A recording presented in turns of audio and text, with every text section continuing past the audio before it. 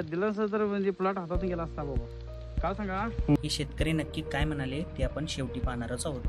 तर आपण गेलो होतो आज फार्मर व्हिजिटसाठी. त्यानंतर हा नदीवरचा व्ह्यू पाहून आपण पुढे शेतकऱ्याचे इथे येऊन पोचलो. मित्रांनो, हे आहेत पार्ट टाइम शेतकरी, कारण की हे 9 ते 6 जॉब करून त्यानंतर जो टाइम भेटेल त्या टाईममध्ये हे आपल्या शेतीकडे लक्ष देतात आणि अशा पद्धतीचा यांनी प्लॉट आणलेला आहे. त्यांचीच हार्वेस्टिंग सुद्धा सुरू होती जिप्सीची. त्यांनी इतकं सारं हार्वेस्टिंग करून ठेवलेलं होतं. त्यानंतर त्यांचा मिरचीचा प्लॉट आपल्याला पाहायचा होता. मिरचीचा प्लॉट पाहिला, त्यांना त्याबद्दल सांगितलं आणि हे बघू शकता तुम्ही, थ्रिप्स आणि लाल कोळी एकाच पानावरती दिसले. त्यानंतर त्यांचाच दोडक्याचा प्लॉट पाहायला आपण जाणार होतो. त्यानंतर असंच एक शॉर्टकट काढून आपण उसाच्या मधून आपण दोडक्याच्या प्लॉटपर्यंत पोहोचलो.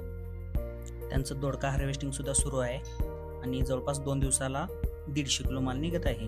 आणि ही जी सरी आहे ती त्याला फुटवा झालेला नव्हता व अजून एक दुसरी सरी पाहिली तर त्याला जरा बऱ्यापैकी फुटवा झालेला होता. तर त्याचंच मागचं आपण कारण शोधत होतो.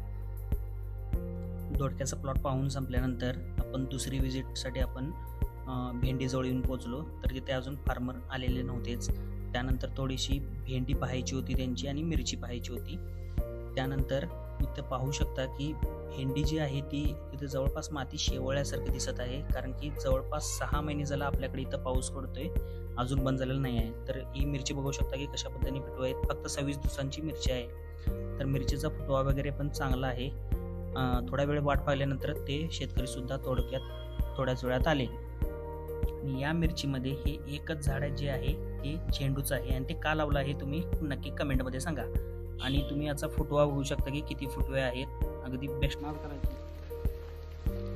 बुरशीचं घेतला असं थांबलं की नव्हते लगेच.